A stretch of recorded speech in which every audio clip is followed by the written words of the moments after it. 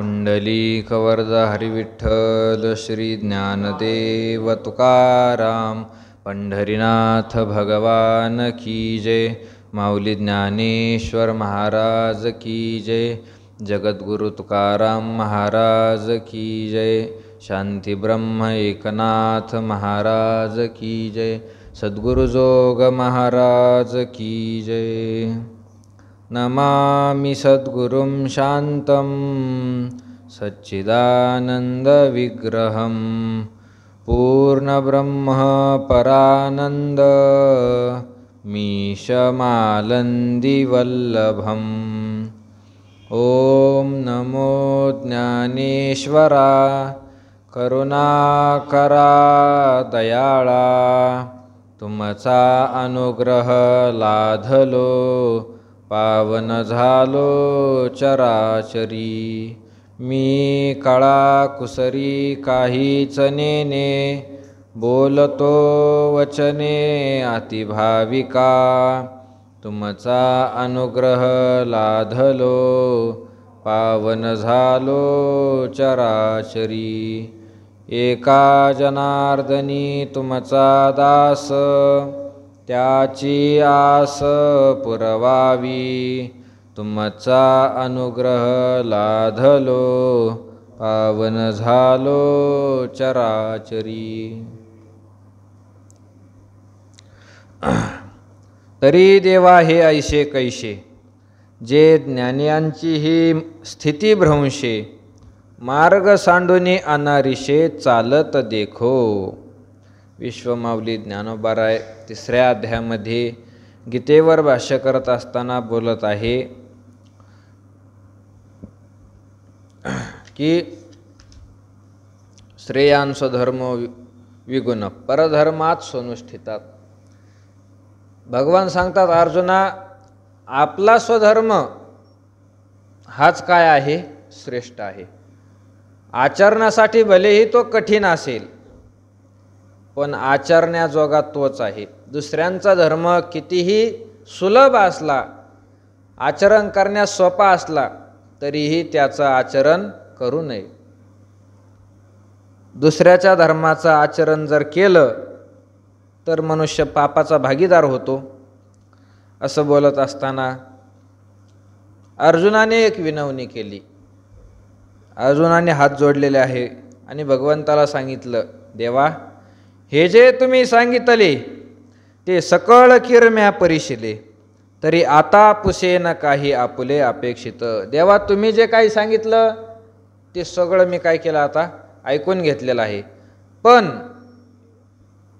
आता माझ्या मनामध्ये काय आहे, प्रश्न आहे। अंतःकरणामध्ये एक प्रश्न आहे आणि तो प्रश्न मी तुम्हाला विचारणार आहे। अपेक्षित, मला जे अपेक्षित आहे ते तुम्हाला मी विचारणार आहे। तुम्ही त्याचं काय करा, समाधान करा, समाधान। त्यावर अर्जुन बोलत आहे, अथकेन प्रयुक्तोयम पापम चरति पुरुषः अनिच्छन्नपि वार्ष्णेय बलादीय नियोजितः। वार्ष्णेय वृष्णी वंशामध्ये उत्पन्न झालेला हे भगवान श्रीकृष्णा, अयम पुरुषः हे सगळे मनुष्य लोक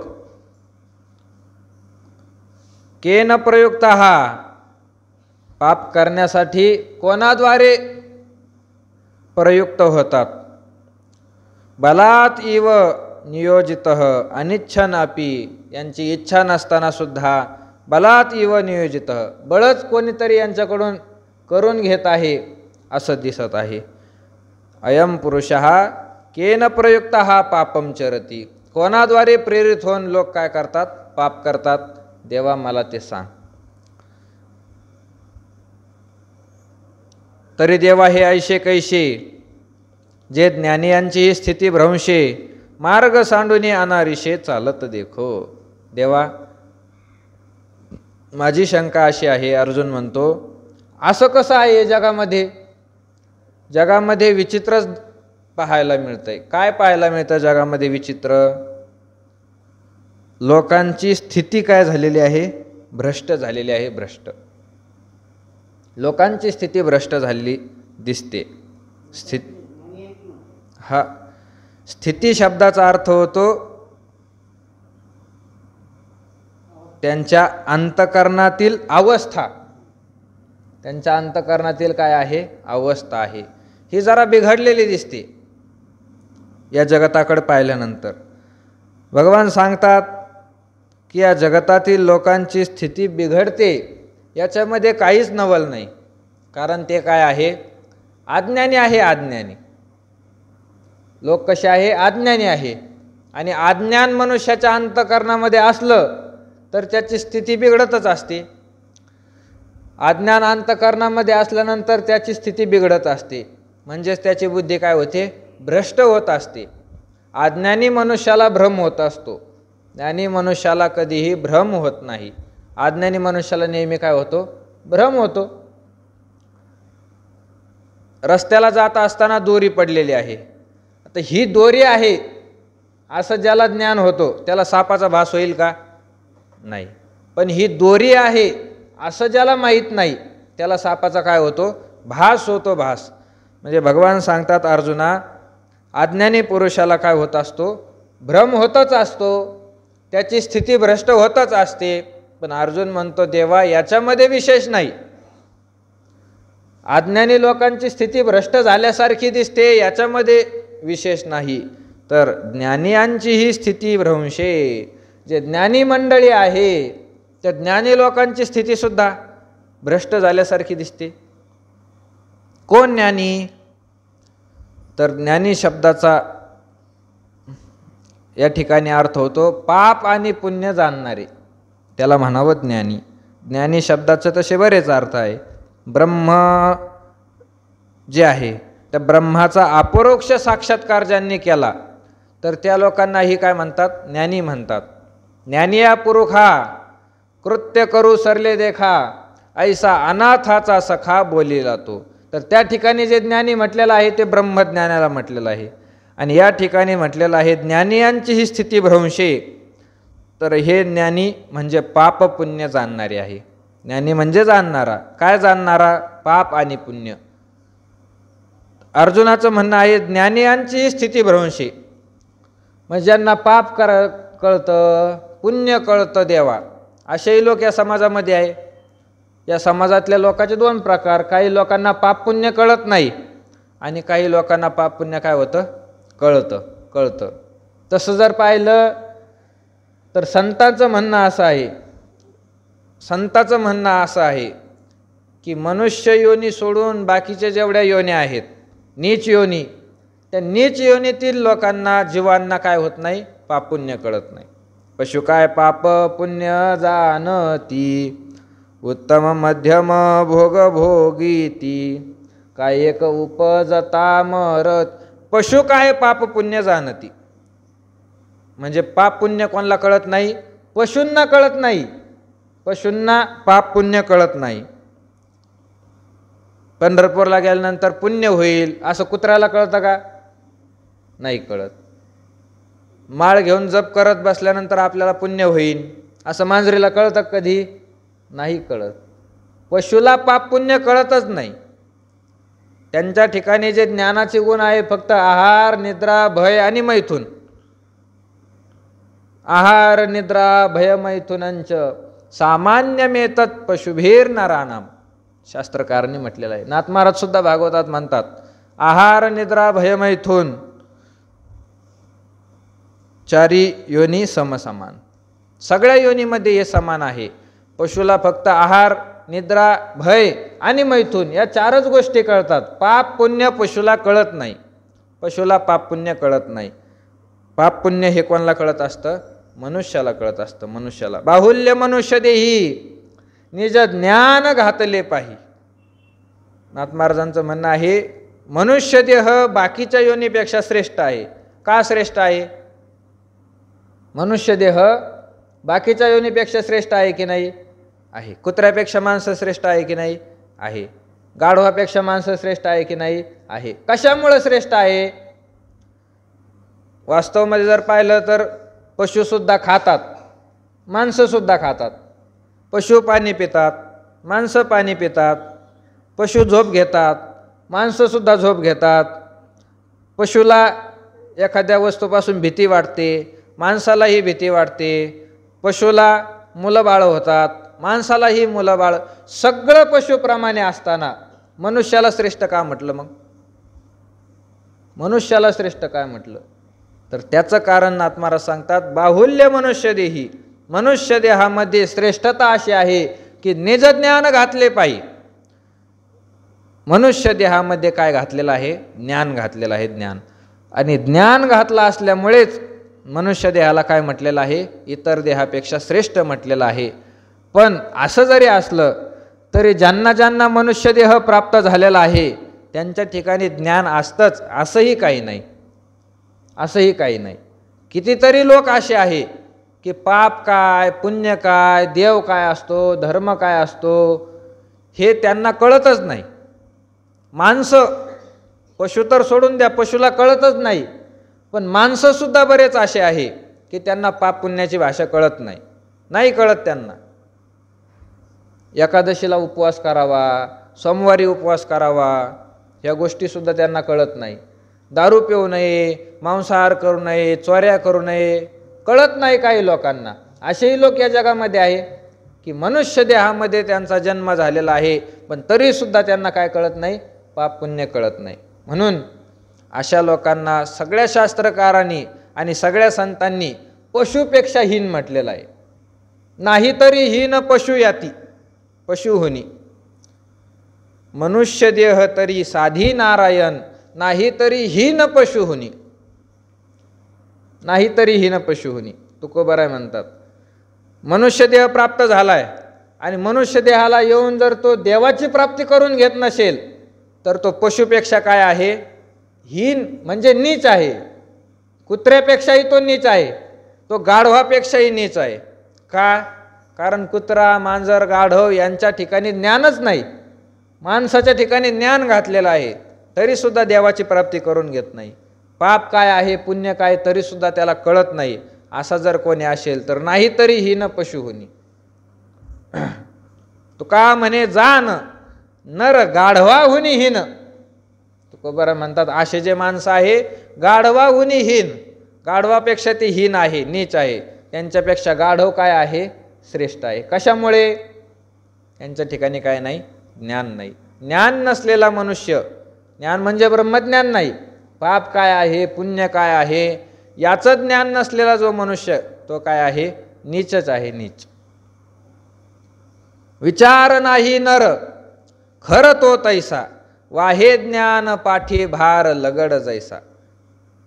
ज्याच्या ठिकाणी विचार नाही, ज्ञानाची शक्ती नाही, पाप कशाला म्हणावं, पुण्य कशाला म्हणावं हे ज्या लोकांना कळत नाही, तुकोबाराय म्हणतात खर तो तैसा, तो मनुष्य नाही, तो गाढवच आहे. गाढव, गाढव आहे तो. म्हणजे माणसामध्ये जरी पाप पुण्य जाणण्याची शक्ती असली तरी सगळ्याच लोकांना पाप पुण्य काय होत नाही? कळत नाही. मग आता ज्यांना पाप पुण्य काय आहे कळतच नाही, त्या लोकांची स्थिती भ्रष्ट झाली, त्यांची अवस्था भ्रष्ट झाली, ते लोक भ्रमित झाले, ते लोक पाप करायला लागले. याच्यामध्ये नवल काय आहे? याच्यामध्ये नवल काय आहे? ज्याला पाप पुण्य कळत नाही त्या लोकांनी पाप करणं, याच्यामध्ये काहीच काय नाही? नवल नाही. जसं पशु आहे, त्या पशूंनी पाप केले तर त्याच्यामध्ये काय नाही? नवल नाही.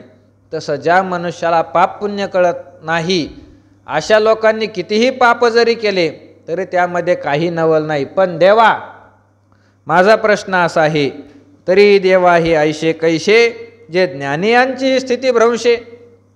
माझा प्रश्न अज्ञानाच्या बाबतीत नाही देवा, अज्ञानी लोकांची स्थिती भ्रष्ट झाली हे मला म्हणायचं नाही, ज्ञानियांची स्थिती भ्रंशे. ज्ञानी लोक आहे, पाप आणि पुण्य कशाला म्हणतं हे ज्यांना कळतं. कशावरून कळतं? पाप आणि पुण्य कशावरून कळतं? काय साधन आहे पाप पुण्य जाणण्याचं? पुण्यवान माणसं गोरे आणि पापी माणसं काळे, असं काही फरक आहे का? नाही, तसं काही फरक नाही. मनुष्य पुण्यवान झाला म्हणजे त्याचं वजन वाढतं आणि पापी झाला म्हणजे वजन कमी होतं, असं काय आहे का? नाही. मग पाप पुण्य कशावरून कळत असतं? तर पाप पुण्य जाणण्याचं साधन आहे शास्त्र. शास्त्राच्या मधून आपल्याला पाप पुण्य कळत असतं. शास्त्र सांगतं असं करा म्हणून असं करायचं, शास्त्र सांगतं असं करू नका म्हणून तसं करायचं नाही. म्हणजे पाप आणि पुण्य हे कशावरून कळतं? शास्त्रावरून कळतं, शास्त्रावरून कळतं. देवाचं नाव घ्या, देवाचं नाव घेतल्यानंतर आपल्याला पुण्य लागणार आहे, माहीत आहे की नाही आपल्याला? देवाच्या नावाने पुण्य लागणार आहे, प्रत्येकाला काय आहे माहीत आहे. कशावरून माहीत आहे? आपल्या बापाने सांगितलं, आपल्या माईने सांगितलं, कोणी सांगितलं? शास्त्राने सांगितलं. हरिमुखे म्हणा, हरिमुखे म्हणा, पुण्याची गणना कोण करी. भगवंताचं नाव उच्चारल्यानंतर मनुष्याला पुण्य प्राप्त होतं, हे सगळ्या शास्त्रकारांनी संतांनी लिहून ठेवलेलं आहे. म्हणजेच शास्त्रावरून पाप आणि पुण्याचं काय होत असतं? ज्ञान होत असतं. शास्त्र वाचल्यानंतर, त्या शास्त्राचं अध्ययन केल्यानंतर पाप पुण्य मनुष्याला कळत असतं. मग देवा असे जे ज्ञानी लोक आहे की सगळ्या शास्त्रांचा त्यांनी काय केलेला आहे? अभ्यास केलेला आहे. सगळे शास्त्र शिकले, ते 6 शास्त्राचं अध्ययन केलेलं आहे, वेदाचं अध्ययन केलेलं आहे, वेदशास्त्र पारंगत असं म्हणतात लोक, त्यांना शास्त्री म्हणतात, त्यांना लोक आचार्य म्हणतात. पुराणांचा ज्यांनी अभ्यास केलेला आहे, रामायणाचार्य झालेले आहे, भागवताचार्य झालेले आहे, अमका आचार्य तमका आचार्य, वेदांताचार्य, कीर्तनकार आहे, प्रवचनकार आहे, सगळं असे जे ज्ञानी लोक आहे, शास्त्र ज्यांना समजतं, पाप कशावरून होतं, पुण्य कशावरून होतं हे ज्यांना समजतं, नुसतं समजतं असं नाही, जे लोकांना सुद्धा सांगतात, असं करू नका, हे केल्यानंतर तुम्हाला पाप लागेल, असं करा, हे केल्यानंतर तुम्हाला पुण्य लागेल, असं लोकांनाही समजून सांगतात, असे जे ज्ञानी लोक आहे देवा, तर यांची स्थिती का भ्रंशे, यांची स्थिती का भ्रष्ट होते, यांची अवस्था भ्रमित झाल्यासारखी का होते, भ्रमित झाल्यासारखी यांची स्थिती का होते? देवाने सांगितलं, अर्जुना असं का वाटतं तुला? ज्ञानी लोक भ्रष्ट झालेले आहे असं कशावरून दिसतंय? नुसतं तू म्हटला म्हणजे आम्ही मान्य करणार आहे असं आहे का? नाही. अज्ञानी लोक भ्रष्ट झालेले आहे असं समजू शकतो आपण, पण ज्यांनी सगळे शास्त्र शिकले, ज्ञानाची प्राप्ती करून घेतली, असे ज्ञानी लोक भ्रष्ट झालेले आहे असं अर्जुना तू कशावरून म्हणतो? तर अर्जुनाने सांगितलेलं आहे, देवा मार्ग सांडून आणारीशे चालत देखो, मार्ग सांडून आणारीशे चालत देखो. सरळ सरळ आहे अर्जुना. देवा, अर्जुन म्हणतो देवाला की देवा सरळ आहे, ज्ञानी लोकांची स्थिती भ्रष्ट झालेली आहे असं जे मी म्हटलं ते कशावरून म्हटलेलं आहे? तर ते कार्यावरून म्हटलेलं आहे, कार्यावरून. काही गोष्टी अशा असतात की त्या गोष्टी स्वरूपाने दिसत नाही, पण कार्यावरून त्याचं काय होत असतं? ज्ञान होत असतं. अशा काही गोष्टी आहे स्वरूपाने त्या दिसत नाही, पण कार्यावरून त्याचं काय होत असतं? ज्ञान होत असतं, ज्ञान.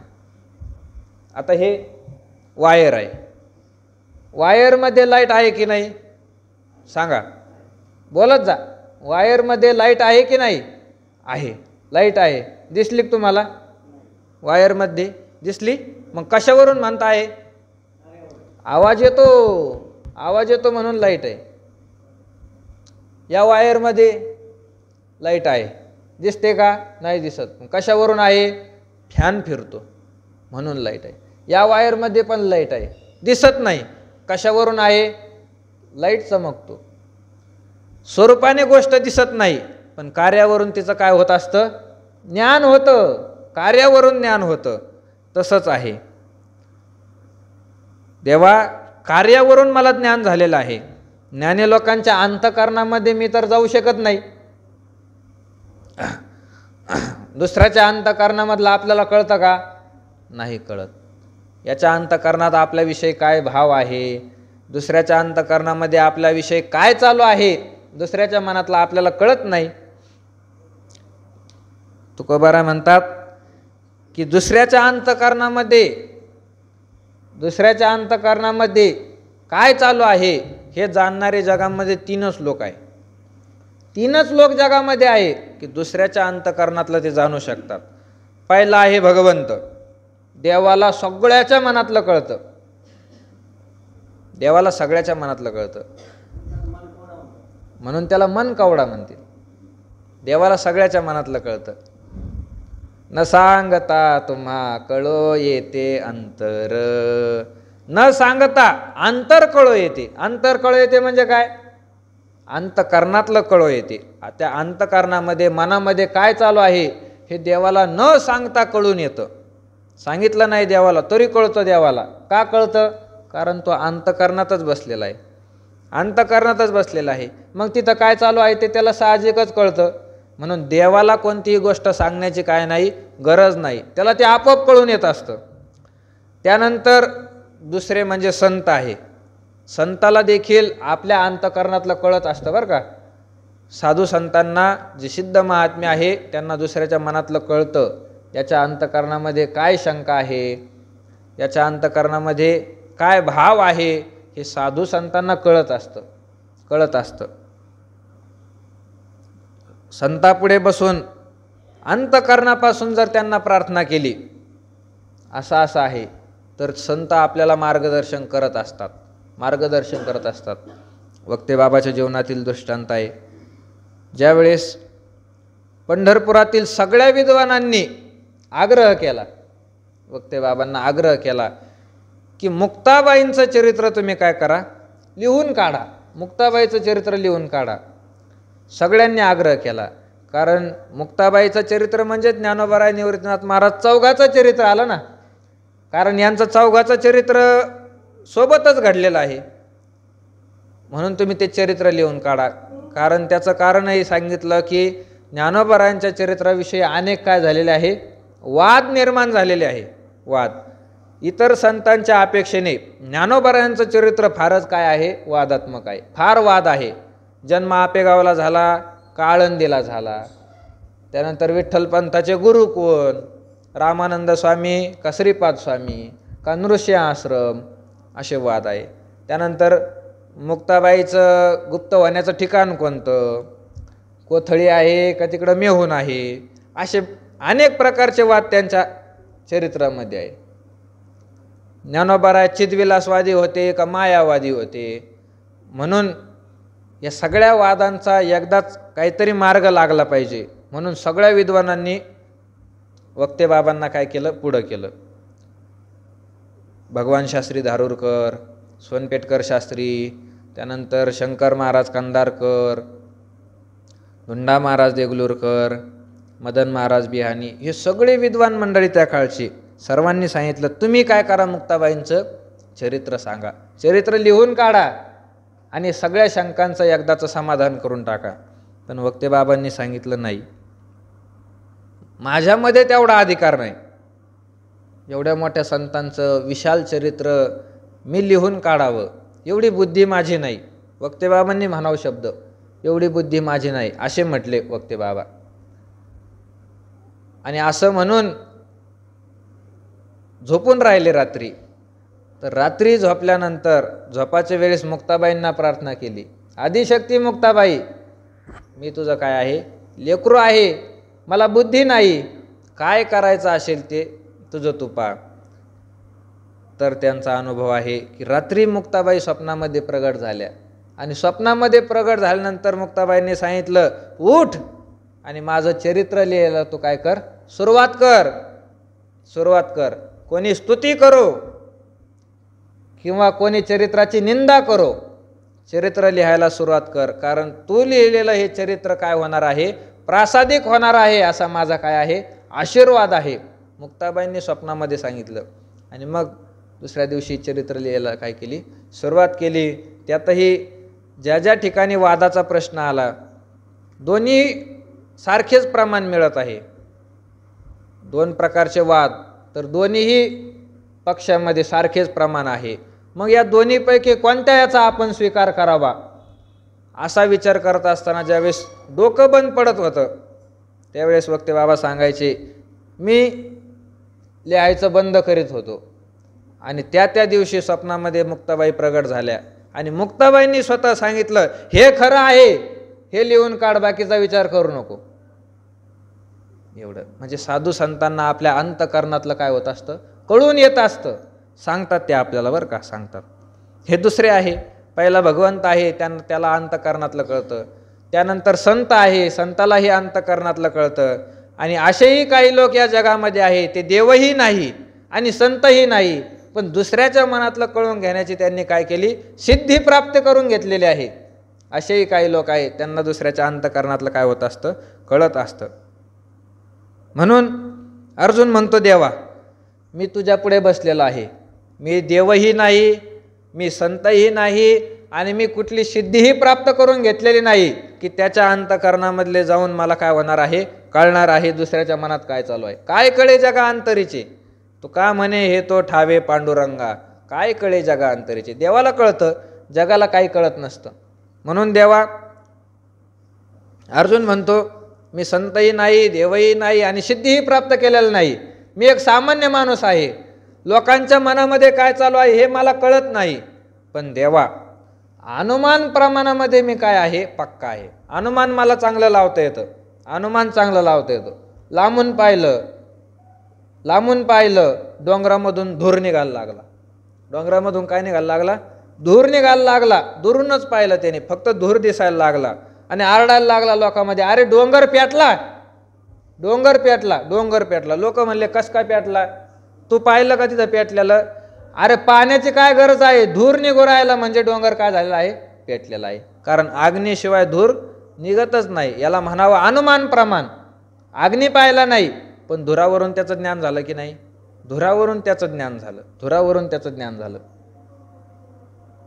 एखाद्याला दवाखान्यामध्ये ॲडमिट केलेलं आहे, गंभीर परिस्थिती आहे, डॉक्टर लोक काही सांगत नाही, सगळे बाहेर बसलेले आहे 5-50 जण आणि एक जणाला डॉक्टरने आतमध्ये काय केलं, बोलून घेतलं आणि 5 मिनटं झाले, आतमध्ये गेला आणि 5 मिनटानंतर तो रडतच बाहेर आला. माणूस, आतला माणूस काय झाला, रडतच बाहेर आला. बाकीचे काय करतात, समजून घेतात आता आतला माणूस काय झालेला आहे, गेला, आतला माणूस गेला. यांनी पाहिलं का गेलेला, पाहिलं नाही, पण ज्या अर्थी तो रडत येऊ राहिला त्या अर्थी काय झालेला आहे, माणूस गेलेला आहे. हे अनुमान प्रमाणावरून ज्ञान करून घ्यायचं. तसं देवा मला अनुमानाने कळायला लागलेलं आहे. ज्ञानी लोकांच्या मनात काय चालू आहे हे मला कळत नाही, अज्ञानी लोकांच्या मनातलंच कळत नाही, तर ज्ञानी लोकांच्या मनातलं काय कळणार आहे. पण देवा त्यांच्या वागण्यावरून मी काय करतोय, लक्षात घेऊ राहिलो की मार्ग सांडूनी अनारिशे चालत देखो, मार्ग सांडूनी अनारिशे चालत देखो. रस्ता सोडून दुसऱ्या बाजूने ते चालताना मला काय होत आहे, दिसत आहे. चांगला रस्ता आहे, मोकळा रस्ता आहे, काहीच अडचण नाही, रस्त्यावर वाहनसुद्धा नाही, काही नाही आणि 2-4 माणसं पायी चालत आहे आणि त्यातला एक माणूस रस्ता सोडून खाली काट्याने, खाली घाण आहे रस्त्याने, त्या घाणीत झुलत चाललेला आहे घाणीमधून. लोक काय म्हणणार आहे, नक्की दारू पिऊन आलेला आहे म्हणतात की नाही, दारू पिऊन आलेला आहे म्हणतात. मग बाकीचे 4 लोक रस्त्यावर चाललेले आहे, त्यांना दारू पिलेलं कोणी म्हणत नाही आणि रस्त्याच्या खाली झुलत चाललेला जो आहे त्याला दारू पिलेलं म्हणतात. कशामुळं, ज्या अर्थी रस्त्याच्या खालून चाललेला आहे मोकळा रस्ता सोडून आणि झुलत चाललेला आहे त्या अर्थी हे लक्षण कशाचे आहे, दारू पिणाऱ्या माणसाचं आहे, लक्षात घेतात लोक. तसंच देवा, तसंच आहे.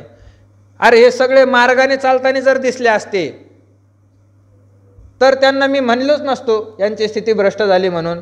पण ज्ञानी लोक आहे, सगळं खरं आहे, पण मार्ग सोडून चालताना दिसत आहे देवा, म्हणून मला काय वाटत आहे की यांची स्थिती नक्कीच भ्रष्ट झालेली आहे, नक्कीच भ्रष्ट झालेली आहे. मार्ग सोडून चालताना मला दिसतात, यांचा मार्ग काय आहे आणि हे चालले कोणत्या मार्गाने हे देवा मला दिसायला लागलं आणि याच्यावरून मी काय केला, अनुमान केलेलं आहे, याच्यावरून अनुमान केलं आहे. शास्त्रान्यधीत्यपि भवन्ति मूर्खाः, असं पुराणामध्ये काय आहे, वचन आलेलं आहे. शास्त्रान्यधीत्यपि, शास्त्राचं अध्ययन केलं तरी सुद्धा काय होतं, मनुष्य मूर्खाः भवन्ति, तो मनुष्य मूर्ख होऊ शकतो, तो मनुष्य मूर्ख होऊ शकतो. व्यासांनी लिहून ठेवलेलं आहे पुराणामध्ये, व्यास महाराजांनी लिहून ठेवलं. आता व्यासांचे शिष्य जैमिनी महाराजांनी वाचलं ते. जैमिनी व्यासांचे शिष्य होते पण पूर्वमीमांसक होते. पूर्वमीमांसा शास्त्र हे जैमिनीचं आहे. ते जैमिनी महाराजांनी वाचलं की शास्त्रान्यधीत्यपि भवन्ति मूर्खा, आता जैमिनी म्हणजे सगळे शास्त्र शिकलेले होते, विद्वान पंडित होते, संस्कृतचे विद्वान पंडित. त्यांना खटकलं, त्यांना वाटलं सामान्य मनुष्य आहे, अडाणी लोक आहे, अडाणी लोकांना मूर्ख म्हटलं तर काय हरकत नाही, पण जे शास्त्र शिकलेले आहे ते कसं काय मूर्ख होऊ शकतील? तक्रार केली व्यास महाराजांजवळ. महाराज, हे तुम्ही जे लिहिलेलं आहे शास्त्रान्यदित्यपि भवन्ति मूर्खा, खोडून टाका, चुकीचं लिहिलं तुम्ही. व्यास महाराजांनी विचारलं, अरे काय चुकीचं आहे त्याच्यामध्ये? त्यांनी सांगितलं, अडाणी लोक मूर्ख असतात हे खरं आहे, पण शास्त्र शिकलेले कसं काय मूर्ख होतील? खोडून टाका हे. व्यास महाराज म्हटले, बरं तू म्हणतो मी खोडून टाकतो ते, पण आता सगळे ग्रंथ वह्या बांधून ठेवलेले आहे, लिहिण्याची दौत ठेवून दिलेली आहे, लेखणी ठेवून दिलेली आहे, आणि तेवढं खोडण्यासाठी ते काढावं असं मला काही वाटत नाही. आणि मला गावाला जायचं आहे, मला काय करायचं आहे? गावाला जायचं आहे. तिथून आल्यानंतर मी ते काय करतो? खोडून टाकतो. व्यास महाराजांनी सांगितलं. त्यांना वाटलं ठीक आहे. सांगितलं की आश्रमामध्ये तू आता एकटाच आहे, मला गावाला जायचं आहे, तर आश्रमाची रक्षण करण्याची जबाबदारी तुझी आहे. कोणी दीन दुबळा आला, भिकारी आला, त्यांना काय द्यायचं? अन्न द्यायचं. गाय दारामध्ये आले, कुत्रं दारामध्ये आलं, त्याला भाकर टाकायची, गाईला भाकर द्यायची. किंवा कोणी अतिथी आले तर त्यांचा आदर सत्कार करायचा. कोणी दुःखी आहे त्यांना मदत करायची, गरिबाला मदत करायची. कोणी संकटात आहे त्यांना आपल्या आश्रमामध्ये काय करायची? मदत करायची. सांगून दिलं आणि निघाले ऋषी महाराज. गावाला जायला म्हणून व्यास महाराज निघाले. थोडे अंतरावर गेले, त्यांना गावाला जायचंच नव्हतं. थोड्या अंतरावर गेले, तिकडेच बसले झाडाखाली. आता इकडे एकटाच. आणि मग संध्याकाळ झाली, दारामध्ये कुत्रं आला, कुत्र्याला भाकर टाकली, गाय आली, गाईला भाकर दिली. आणि अंधार पडल्यानंतर अचानक काय झाला? पाऊस सुरू झाला. ढगाळ आलं आणि चांगलाच पाऊस सुरू झाला. आता ऋषींचा आश्रम वनामध्ये होता, लोकांची वस्ती नाही, अशा ठिकाणी चांगला पाऊस सुरू झाला. आणि आश्रमाच्या पुढं काय होतं? एक झाड होतं, आणि झाडाच्या खाली एक तरुण स्त्री उभी होती. झाडाखाली तरुण स्त्री उभी आहे आणि पावसामध्ये भिजत आहे. जैमिनी ऋषींनी पाहिलं, आणि जैमिनीला काय झालं? अंतःकरणामध्ये दया आली. ऋषीच्या वाक्याची आठवण झाली की जे संकटात आहे त्यांना काय करा? मदत करा. म्हणून बोलिलं, आवाज दिला, बाई तू कोण आहे? या वनामध्ये मनुष्याची वस्ती नाही, रात्रीची वेळ आहे, एवढा पाऊस सुरू आहे, तू झाडाखाली कोण उभी आहे? आमच्या आश्रमामध्ये, आश्रमाच्या वाट्यावर उभे राहा, सावलीमध्ये, पाऊस लागणार नाही, ओसरीमध्ये उभी राहा. ती आली, ओसरीमध्ये उभी राहिली, पण तिथंही पाऊस लागायला लागला. ओसरीमध्ये उभे केले ऋषी महाराजांनी, पाऊसच फिरविला. दुसऱ्या बाजूने पाऊस यायला लागला समोरून. आता तिथं सुद्धा भिजायला लागली ती बाई. मग तिने सांगितलं, महाराज आतमध्ये या आश्रमामध्ये. त्या महाराजांनी सांगितलं, जैमिनींनी सांगितलं, बाई तो आतमध्ये ये आश्रमामध्ये, पाऊस लागू राहिला. ते बाईने सांगितलं, तुमचा ब्रह्मचार्याचा आश्रम, मी एक स्त्री आहे, कोणीच नाही इथं, रात्रीची वेळ आहे, तुमच्या मठामध्ये मी कशी येऊ? इथपर्यंत मला आसरा दिला, खूप झालं, अशी म्हटली. त्याने सांगितलं, नाही, आम्ही जरी ब्रह्मचारी असलो तरी आमचा आश्रम दुसऱ्यांना मदत करण्यासाठीच आहे. मी जरी एकटा असलो तरी काही घाबरू नका, तुम्ही आतमध्ये येऊन एका कोपऱ्यामध्ये बसा, सकाळ झाली का तुम्ही तुमचं निघून जा. सांगितलं. ती तरुण स्त्री आतमध्ये आली, बसली आतमध्ये येऊन. आता जैमिनी महाराज आतमध्ये बसले, थोडा वेळ बसले, आणि बसल्यानंतर अंतःकरणामध्ये विचार आला, एवढ्या रात्री ही बाई कोण असेल? इथं कशाला आली असेल? याला जाऊन काय करावं? विचारावं. मग विचारलं, रात्रीची वेळ आहे, मनुष्याची वस्ती नाही, एवढ्या घनदाट वनामध्ये पावसा पाण्याचं, बाई तू काय करीत होती इथं? कोण आहे तू? तिने सांगितलं, आमक्या आमक्या गावातली मी आमकी आमकी बाई आहे, आणि या ठिकाणी मी तप करण्यासाठी आलेले आहे, मला तप करायचं आहे, तप माझं सुरू आहे. त्याने विचारलं, तू कशासाठी तप करू राहिली? ठीक आहे, आता माहिती घेतली, कशासाठी आली, कोण आहे, एवढं ठीक होतं ना, पुढच्या गोष्टी करायची काय गरज होती का? पण विचारलं, कशासाठी तू तप करते? एवढ्या तरुण वयामध्ये तुला कोणी तप करायला सांगितलं? तू काय म्हातारी झाली काय एकादशी धरायला? कशासाठी? मग त्यांनी सांगितलं की मला माझ्या इच्छेप्रमाणे एखादा पती मिळावा अशी इच्छा आहे, अशी इच्छा आहे. मग त्यांनी अजून पुढे विचारलं, तुमची इच्छा काय आहे? कसा पती तुम्हाला मिळावा वाटतो? बलवान पती मिळावा वाटतो का? शूरपती मिळावा वाटतो का? तिने सांगितलं, बलवान शूर काय कामाचा नाही, डोक्यात चांगला पाहिजे. नुसता हत्तीसारखा माणूस आहे, डोकाच नाही त्याला काही, काय कामाचा? काही कामाचा नाही. बलवान नसला तरी चालेल, पण मला हुशार पाहिजे. हुशार म्हणजे अब कडन क ख ग घ जाणणारा नाही, वेदाचा ज्ञानी पाहिजे, शास्त्राचा ज्ञानी, पुराणाचा ज्ञानी, विद्वान पंडित असला पाहिजे की जगामध्ये त्याला वादामध्ये हरवण्याची दुसऱ्यामध्ये शक्तीच नाही. असा सगळ्यात ज्ञानी पुरुष मला पती म्हणून पाहिजे, पती म्हणून पाहिजे. आता जैमिनीने गप्प बसाव ना.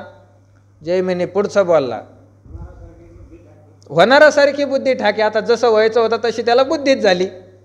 जैमिनीने पुढचं बोलला. जैमिनीने सांगितलं, बाई तुला आता तप करण्याची गरजच नाही, तुला काय नाही, तप करण्याची गरज नाही. ती म्हटली, का गरज नाही?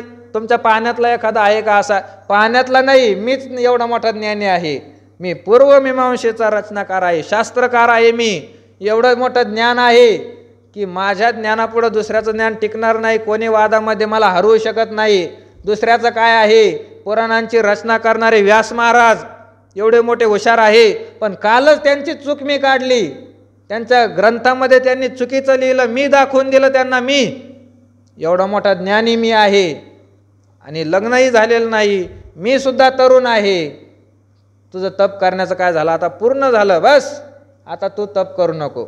आता यांना या भानगडी करायला सांगितलं होत्या का? नाही, फक्त कोणी आलं तर त्यांना आसरा दे एवढं सांगितलं, पण बुद्धीच फिरली. झालं. ती म्हटले, मग तुम्हाला चांगलंच झालं म्हटले, सगळं आहे. आता ह्यो सुद्धा हुशार होता. ती म्हटली, मग पहा, मग तिथी काढा, तारीख काढून घ्या म्हणले लगेच. आता याला सगळे शास्त्र कळत होते, ज्योतिष कळत होतं. याने लगेच पाहिलं, तिची राशी पाहिली, याची राशी पाहिली, तिची कुंडली, आपली कुंडली, सगळंच जुळलं. 36चे 36 गुण जुळले. हा गुण चांगले, 36 गुण जुळले, सगळं झालं. आणि तारीख म्हणजे मुहूर्त सुद्धा त्याच दिवशीचा होता. आजचाच मुहूर्त आहे, उद्या सकाळपर्यंत मुहूर्त आहे, त्यानंतर परत काय नाही, मुहूर्त नाही. वा म्हटले, मग आजचा मुहूर्त आहे आणि सगळं आपल्याकडं आहे, आपण लग्न करून घेऊ. तिनं हो म्हटलं, याने हो म्हटलं, पण तिने आट घातली. आमच्या कुळामध्ये अशी आट आहे, आमच्या कुळामध्ये अशी आट आहे की ज्या पुरुषाबरोबर आपल्याला लग्न करायचं आहे त्या पुरुषाने त्या बाईला आपल्या खांद्यावर घ्यावं आणि त्याच्या घराला 5 प्रदक्षिणा माराव्या. आमच्या कुळामध्ये पद्धत आहे. त्याने सांगितलं, आता आयुष्यभरच खांद्यावर घ्यायचं तर 5 प्रदक्षिणाचं काय भानगडी? उचलली त्याने आणि आश्रमाला काय करायची? आता प्रदक्षिणा करायची. उचलली, 1 प्रदक्षिणा झाली आश्रमाला. नंतर बाई जरा जड लागायला लागली त्याला वाटलं 1 प्रदक्षिणा झाल्यामुळे जड वाटत असेल. 2री प्रदक्षिणा झाली, अजूनच जड वाटायला लागली. 3री प्रदक्षिणा झाली, अजून त्याला जड वाटायला लागलं. त्याला वाटलं एवढं काय वजन वाढायला लागलं हिचं अचानकच. आणि 4थी प्रदक्षिणा झाल्यानंतर त्याने पाहिलं तर पाय सगळे, नाही, अगोदर पाय वाळलेले दिसले, खाली पाय होते असे खांद्यावर, आणि पाय दिसायला लागले म्हाताऱ्या माणसासारखे, सुरकुत्या पडलेल्या, नख वाढलेले पाय दिसायला लागले. प्रदक्षिणा करता करता पायाला लागला. आणि 5वी प्रदक्षिणा पूर्ण झाल्यानंतर अजूनच वजन वाढलं, पाय सुरकुटलेले दिसले. त्याला वाटलं काय भानगड आहे. वर पाहिलं तर हातभर दाढी, वर पाहिल्यानंतर हातभर दाढी. मग घाबरला आणि मग खाली टेकलं तर ते साक्षात कोण? ऋषी महाराज, व्यास महाराज. बाई दुसरी कोणी नव्हती, व्यास महाराजच बाहेर गेले आणि बाईचं रूप घेऊन आले होते व्यास महाराज. आणि मग जैमिनीचा कान धरला. जैमिन्या, शास्त्रान्यदित्यपि भवन्ति मूर्खा. खोडायचं का? काल लिहिलेलं काढून टाकायचं तेवढं. त्यांनी सांगितलं, नाही महाराज, नाही महाराज, शास्त्र शिकलो मी, एवढा ज्ञानी झालो, पण महाराज मी काय झालो, बाईच्या नादामध्ये मूर्ख झालो. मला मान्य आहे, शास्त्र शिकलेले सुद्धा काय होऊ शकतात? मूर्ख होऊ शकतात. ऐकलं असेल, अर्जुन तोच म्हणतो, मार्ग सांडून आणणारी शे चालत देखो. देवा, मार्ग सोडून दुसऱ्या बाजूने जाताना मला हे काय करत आहे? दिसत आहे. मार्गावरून हे चालत नाही, मार्गावरून चालत नाही, बाजूने चालतात. म्हणून मी यांना काय म्हणलो? भ्रष्ट झालेले म्हटलो, भ्रष्ट झालेले, मार्ग सोडून निघालेले आहे. असे मूर्ख ज्ञानी लोक आजच्या काळामध्ये नाही असं वाटतं का? नाही, तेव्हा सुद्धा होते. आता त्यांची पिल्लावळ जास्त वाढली. भ्रष्ट झालेले ज्ञानी आता फार मोठे आहे, फार मोठे आहे. मार्ग सोडून जाणारे. मार्ग आहे हा परमार्थाचा, हरिभक्तीचा मार्ग आहे. आणि हरिभक्तीचा निष्काम मार्ग सोडून अविधीने भगवंताची भक्ती करतात. भगवंताची भक्ती कशी करावी? निष्काम करावी. निष्काम. नाथ महाराज सांगतात, एका जनार्दनी निष्काम कीर्तन तेने नारायण संतुष्टची. भगवंताचं निष्काम कथा कीर्तन केली तर भगवान काय होतात? प्रसन्न होतात. असा हा भक्तीचा मार्ग आहे. आणि निष्काम हरिकथा कीर्तन करायची सोडून देऊन आजचे प्रवचनकार मंडळी, आजचे कीर्तनकार मंडळी फक्त पैसा करता कीर्तन सुरू आहे. पैसा करता, माना करता कीर्तन सुरू आहे. ज्ञानी लोक रामायणाचार्य झाले, भागवताचार्य 4 लाख. रामायण ठेवायचं असेल 4 लाख रुपये लागतील. भागवत करायचं असेल 5 लाख रुपये लागतील. भाव ठरलेला आहे, भाव. हे मार्ग सांडून दुसरीकडे जाणं नाही का? मार्ग सोडून जाणं नाही का हे? म्हणूनच अर्जुन म्हणतो, देवा यांनी रस्ते सोडून दिले. भगवंताची भक्ती, देवाचे चाडे आळवावे देवा, ओस देव भावा पाडून या. देहावर उदास होऊन भगवंताची भक्ती भगवंतासाठी करायची. हे लोकांनी सोडूनच दिलं. फक्त पैशासाठी, मानासाठी हे लोक काय करायला लागले? भक्ती करायला लागले. ज्ञानी यांची स्थिती भ्रंशी. हे ज्ञानी लोक असून सुद्धा देवा का भ्रष्ट झालेले आहे, असा माझा काय आहे? प्रश्न आहे. प्रश्न अजून संपलेला नाही, पण वेळ मात्र संपलेली आहे. 32व्या ओळीपर्यंत, 232व्या ओळीपर्यंत आपण आलेलो आहे. उद्या पुढच्याच ओळीचं चिंतन करण्याचा प्रयत्न करू. उद्या 4 ते 6 बाबाचं कीर्तन असल्यामुळे उद्या ज्ञानेश्वरी बंद राहील. पुंडलिक वरद हरी विठ्ठल श्री ज्ञानदेव